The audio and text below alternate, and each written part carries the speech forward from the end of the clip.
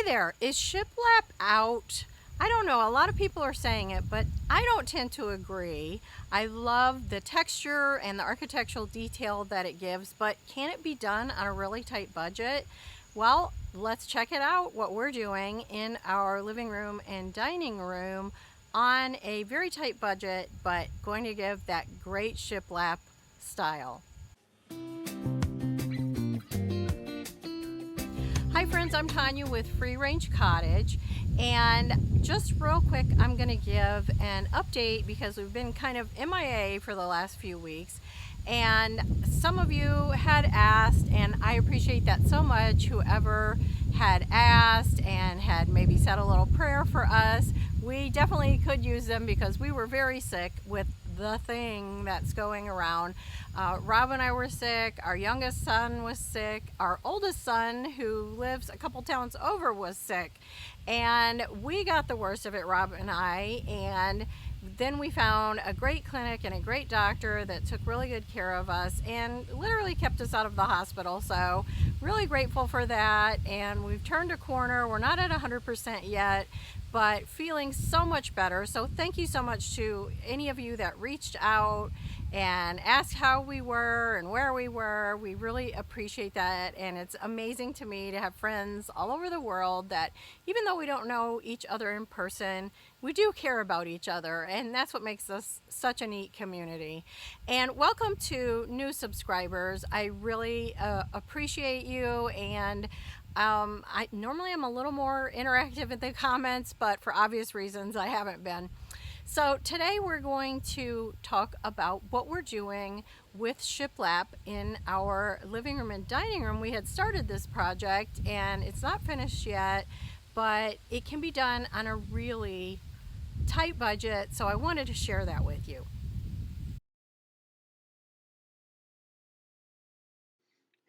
We went into just our local hardware stores to see what the actual tongue and groove lumber would cost and just kind of pricing out.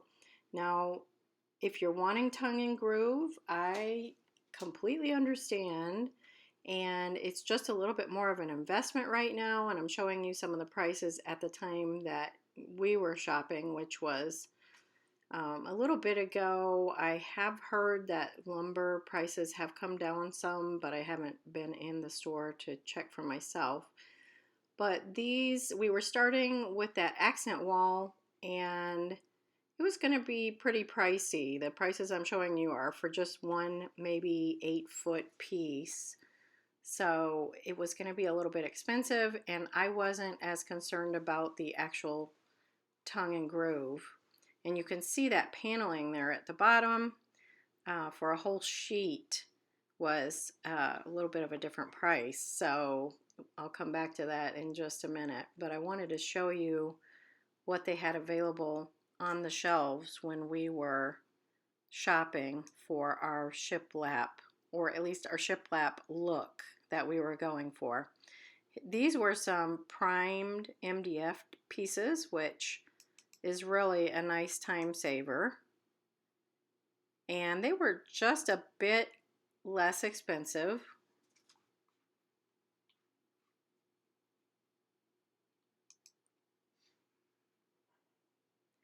And had some different finishes on them. You can see the gray here were really pretty, and some of these were a little more rough of a finish, almost like they were made for outdoors, but I think they would make a great accent wall somewhere. Of course, my wheels are turning when I'm looking in the hardware store. Maybe you're like that too, but I was really trying to stay focused on my shiplap that we were doing in our living room, and also wrapping it around in our dining room and probably up our stairway. But here were some more of those pre-painted pieces that were very pretty. Just not exactly what I was looking for in here. And again, they were about almost half the price of the just lumber pieces, so pretty good value. Just depends on the look that you want.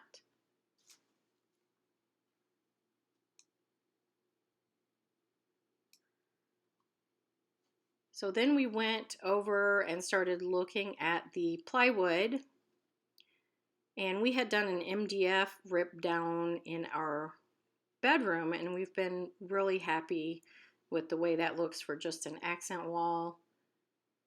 And I actually really wanted a wider shiplap. I had seen something in a flea market where they had done their booth in a really wide board, and I just thought it was really pretty. So we started looking around at the plywood, and even that was pretty pricey depending on what you were looking at. But if you're wanting a wood grain or something to show through, I don't know if you've ever shopped the plywood, there are some that you could do that with. The birch finish, and this was one that was fairly reasonable. You can see that was a multi-purpose paneling, but we ended up going with one that was just this one's fairly thick, and we went with an even thinner one because I just really wanted the texture on the walls and the look of shiplap. I didn't need the tongue and groove. And we ended up going with a thinner, just a utility plywood. It's smooth once you paint it. And this one says 16. We actually paid 13 something, I believe, at Lowe's at that time. And you can see it's quite thin when he's loading it up here. You can see that I was busy filming instead of loading.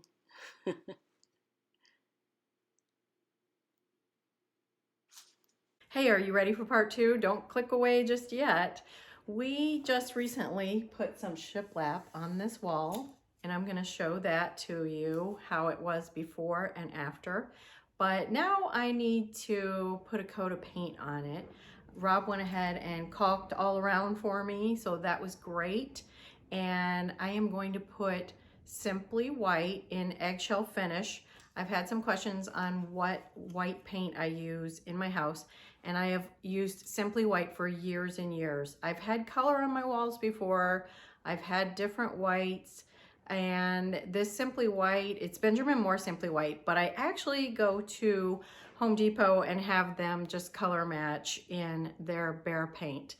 And I really love the Simply White just because I have some sunny rooms and I have some north facing rooms, and either one of those, it doesn't turn blue or yellow or anything weird. It just stays a clean white for me.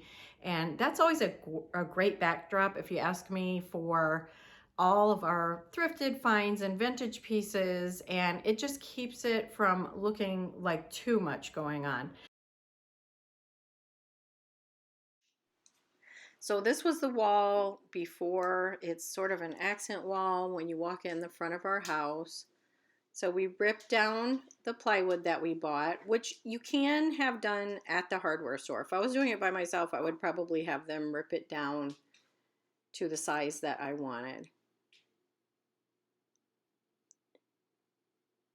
And here again is the blank wall. Rob is using our cordless brad nailer, which he said is one of his favorite tools. It is a bit of an investment, but we were planning on doing a lot of shiplap, so we have really loved that nailer. And just putting it up piece by piece, putting nickels in between the pieces for a little bit of spacing. And then it looks like your great textury shiplap, and he went ahead and painted for me, which was amazing.